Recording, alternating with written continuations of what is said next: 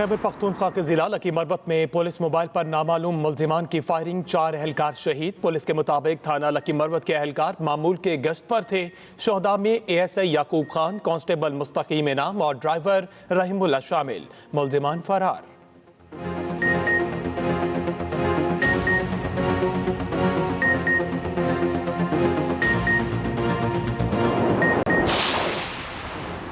Saudi अरब का पाकिस्तान की माली इमदाद का ऐलान। सऊदी अरब $3 अरब स्टेट बैंक में जमा करवाएगा। सऊदी अरब पाकिस्तान को सालाना $1 अरब 20 करोड़ का उधार तेल भी फराहम करेगा।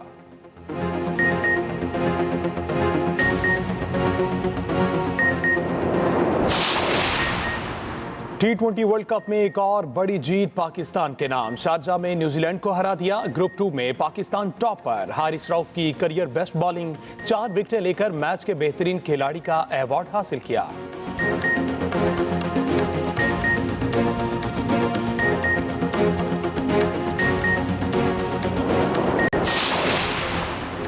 Lieutenant general Nadeem Anjum DG ISI तैनात, नोटिफिकेशन जारी। वज़ीर-ए-आज़म इमरान खान ने तकर्री की मंजूरी दे दी।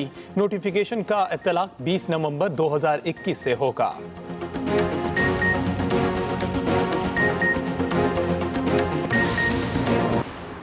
और इंतहा पसंद भारतीय हुकूमत के ओछे हथकंडे ना रुके। पाकिस्तान की जीत का जश्न मनाने पर आगरा इंजीनियरिंग यूनिवर्सिटी के 3 कश्मीरी तलबा को मुअत्तल कर दिया गया।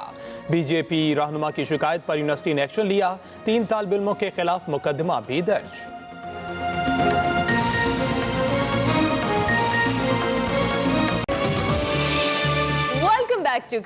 वक्त हुआ चाहता है मेरा पाकिस्तान का, जिसमें आज हिना नियाजी हमें जमील नक्श जो कि बहुत ही ज़बरदस्त आर्टिस्ट हैं, उनकी एग्जीबिशन पे लेके जा रही हैं और उसके साथ साथ उनके बेटे से मिलवा भी रही हैं। सो देखते हैं आज का मेरा पाकिस्तान।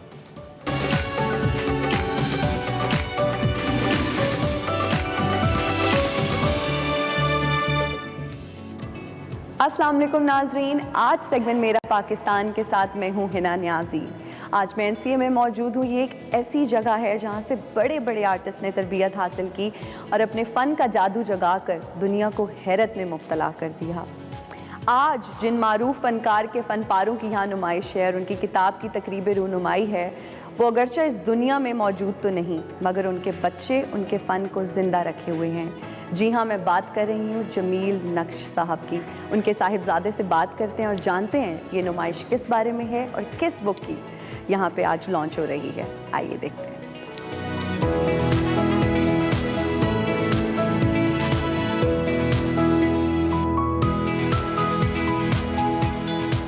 इस वक्त हमें जमील नक्श साहब के साहिबजादे सीज़ैन नक्श ने ज्वाइन किया है। अस्सलाम वालेकुम सर, कैसे हैं आप?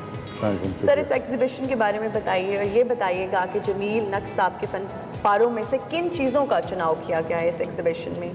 अच्छा, ये जो सीरीज़ आप यहाँ पे देख रहे हैं नेशनल कॉलेज ऑफ आर्ट्स लाहौर में, ये एक ट्रिब्यूट दिया है जमील नक्श साहब ने अपने उस्ताद को। जमील नक्श साहब ने नेशनल कॉलेज ऑफ आर्ट से मिनिएचर पेंटिंग की तालीम हासिल की और उस्ताद शरीफ साहब से। और आज जो आप ये यहाँ पे नुमाइश देख रहे हैं, इसका टाइटल है fisher women of my Mohenjodaro ji. ये सीरीज़ जो है उन्होंने पेंट की 2017 में और आज हम ये सीरीज़ जो है यहाँ पे लेकर आए हैं। और जमील नक्श साहब की ये ज़िंदगी में ख्वाहिश थी कि एक ट्रिब्यूट दिया जाए उनके उस्ताद को, और उसी सिलसिले में हमने यहाँ पे ये एग्जीबिशन मुनक़िद की है with the joint venture of Jameel Naqsh museum and NCA National College of Arts Lahore. Sir, अगर जमील नक्श साहब की फ़न पारों की बात की जाए तो उसमें जो मौजू रहा है वो ख़वातीन, घोड़े और परिंदे, इसकी क्या कोई ख़ास वजह है? देखिए, एक बात ये होती है किसी भी आर्टिस्ट के लिए सब्जेक्ट, अगर आप औरत की बात कर रही हैं, परिंदों की बात कर रही हैं, तारीख़ में बहुत से आर्टिस्टों ने मुख्तलिफ अदवार में इसको पेंट किया, कोई नया सब्जेक्ट नहीं है। लेकिन हर दौर में हर आर्टिस्ट अपने नज़रिए से, अपने वर्ल्ड व्यू के हिसाब से चीज़ों को देखता है। उसके एहसासात, उसके जज्बात, उसके तजर्बात, उसका मुशाहिदा, वो फिर उस चीज़ को मुख्तलिफ बनाता है। मतलब फॉर एग्जाम्पल अगर आप तारीख में देखेंगे, पिकासो ने भी औरत को पेंट किया है, वैन गॉग ने भी औरत को पेंट किया है, बहुत बड़े नाम है, रूबेंस ने भी किया है, डिगाज ने भी किया है। लेकिन हर आर्टिस्ट की ख्वाहिश होती है कि अपने मुनफरिद अंदाज से, जिस तरह से उसके तजर्बात हैं, उस की अक्कासी वो अपने काम में कर रहा होता है। अच्छा, पिजन अगर आप देखती हैं, जो परिंदे अगर आप देखती हैं जमील साहब के काम में, जिनका जो उनका ताल्लुक था किराने से था। किराना एक इंडिया में एक जगह है जहाँ पे एक उसके जो, अगर आप जमील साहब हमें अक्सर उसके इलाके के बारे में बताते थे, तो वो बिल्कुल ऐसी जगह है जैसे आप नेशनल ज्योग्राफी की कोई सीन देख रहे हो। तो वो अच्छा, उस दौर में किराने में हर घर के अंदर परिंदे होना, हर घर के अंदर जो है वो होना, तो वो एक बड़ी मामूली सी बात थी। तो शायद एक ये वजह थी, और ये शायद जमील साहब से ही बहुत दफ़ा सवाल किया गया है कि ये कबूतर, आपके बहुत से लोग समझते हैं कि कबूतर जो है वो is a symbol of peace. ये वजह नहीं थी, लेकिन जमील साहब का एक ताल्लुक जो था, क्योंकि वो जिस माहौल से वो उनका था, तो मिट्टी से वो जुड़े हुए थे, तो शायद उसकी एक वजह ये होती कि वो एलिमेंट है उनके काम में नज़र आया। जी सर, अगर एक मैसेज की बात की जाए, एक आर्टिस्ट जब अपना आर्ट वर्क डिस्प्ले करता है, जिस तरह यहाँ पे आज एग्जीबिशन हुआ, तो उसमें एक मैसेज होता है, क्या कहेंगे इन पेंटिंग्स में क्या मैसेज है? देखिए, जमील साहब का जो हर आर्टिस्ट का होता है, उसका एक किसी मट्टी से उसका ताल्लुक होता है, किसी तहजीब से ताल्लुक होता है, किसी सिविलाइजेशन से ताल्लुक होता है, और कहीं ना कहीं वो उससे जुड़े रहने की कोशिश भी करता है। जमील ने अपनी ज़िंदगी के आखिरी 15 से 20 साल यूरोप में गुजारे, लंदन में हो रहे थे, लेकिन उसके बावजूद भी वो अपनी तारीख से, अपनी तहजीब से जुड़े रहे। तो जब सीरीज़ देख रही हैं आप यहाँ पर, तो ये उनका एक डायलॉग हुआ सर मॉर्टिमर व्हीलर से, जिन्होंने मोहनजोदाड़ो की एग्जीबिशन पे काम किया। तो उस एग्जीबिशन से जब एक मूर्ति निकला जिसका नाम मॉर्टिमर व्हीलर ने कहा डांसिंग गर्ल ऑफ मोहनजोदाड़ो, तो जमील साहब ने सवाल किया, आपने इसका नाम डांसिंग गर्ल क्यों रखा?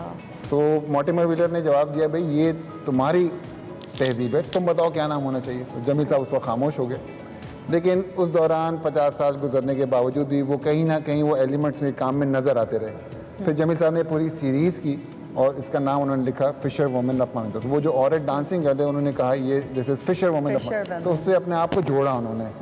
अच्छा, उस तारीख में आप जितना भी काम यहाँ पे देख रही हैं, अगर उसमें आप देखें तो आपको मोहनजोदाड़ो में ये सील्स नज़र आती हैं, ये फिशेस नज़र आते हैं, ये बुल्स नज़र आते हैं, है ना। लेकिन जमील साहब ने एक जदीदियत का पहलू था उनके काम में, उसके साथ अपनी जो तहजीब है, जो तारीख़ है, उसको लेके चले। इसी वजह से हम उनके काम में आप देखेंगी हमेशा एक टाइमलेसनेस का एहसास होता है, एक कंटिन्यूटी का एहसास होता है, और एक तारीख से जुड़े रहने का भी एहसास हमें उनके काम में नज़र आता है। सर, माशरे में शऊर बेदार करने के लिए एक आर्टिस्ट का क्या रोल होता है? ये आपने बहुत अच्छा सवाल किया, और उसका जवाब तो खैर किताबों के म्यूज़ियम में, लाइब्रेरी में भरी हुई इस किताबों के लिए। किसी भी माशरे में, किसी भी तहजीब भी जहाँ होती है, उस माशरे में एक बहुत बड़ा रोल होता है आर्ट का। आप बाहर जाती हैं, इतने बड़े म्यूज़ियम्स हैं और फ्री ऑफ कॉस्ट है वो, उसमें दुनिया का आर्ट होता है, लोग आते हैं, देखते हैं।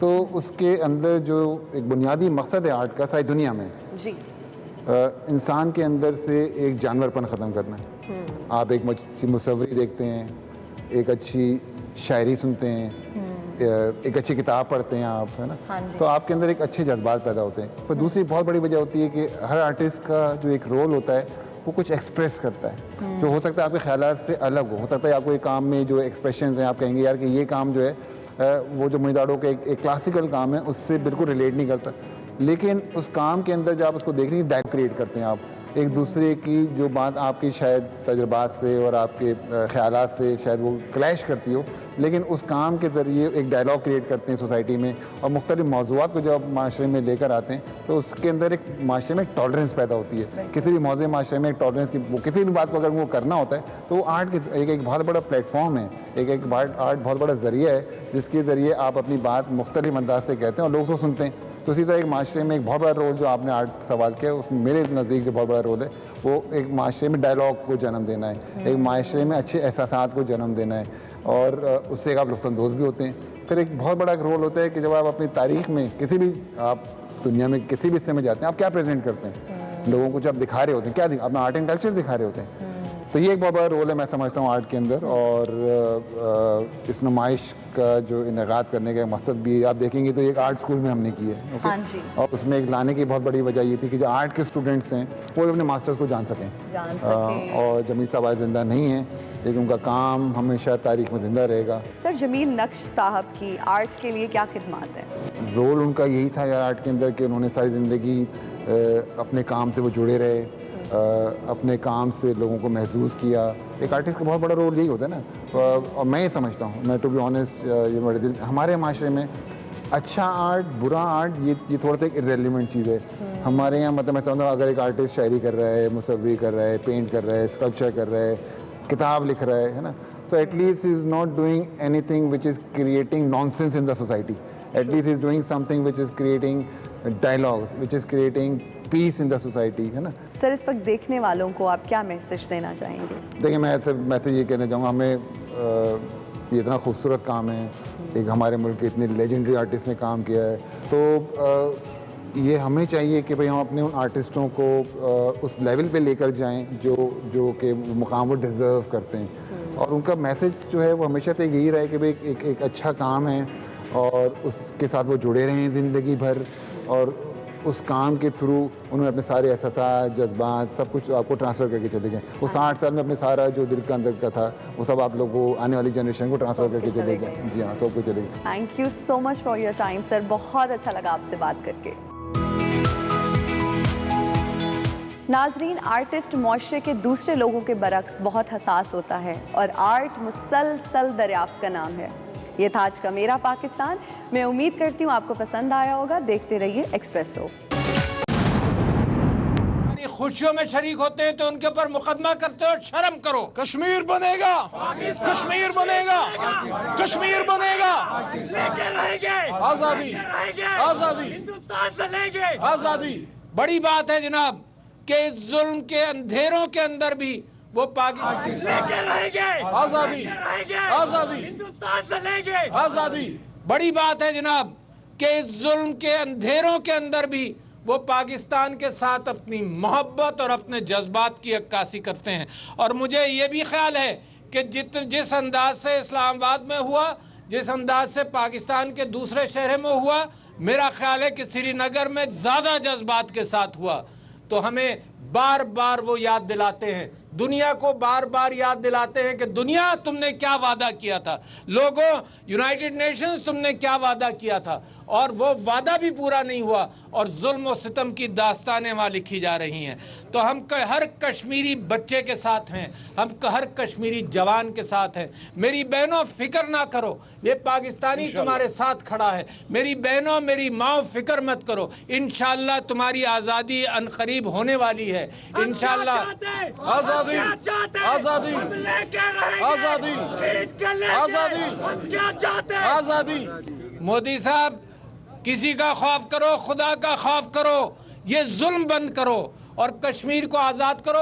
और दुनिया के अंदर जिस अंदाज से पाकिस्तान मुकदमा लड़े जा रहा है, पाकिस्तान भी बड़े सब्र के साथ, क्योंकि दुनिया के कवानीन के तहत हिंदुस्तान की यह गलतफहमी हम ख़त्म करना चाहते हैं कि वो बार बार महफिल में कहते हैं कि कश्मीर अटूट अंग है. और जब कश्मीर को फतह करने के लिए पाकिस्तान तैयार था, जब नेहरू भीख मांगते हुए अक़वाम मुत्तहिदा में गए और उन्होंने कहा जी हम इस्तिस्वाब राय, राइट ऑफ सेल्फ डिटर्मिनेशन की बुनियाद पर वहाँ फैसला करेंगे. ये राइट ऑफ सेल्फ डिटर्मिनेशन तो बात की बात है, जो पाकिस्तान बनने के उसूल थे, जो हिंदुस्तान को तोड़ने के उसूल थे, उस बुनियाद पर कश्मीर पाकिस्तान का हिस्सा पहले भी होना चाहिए था.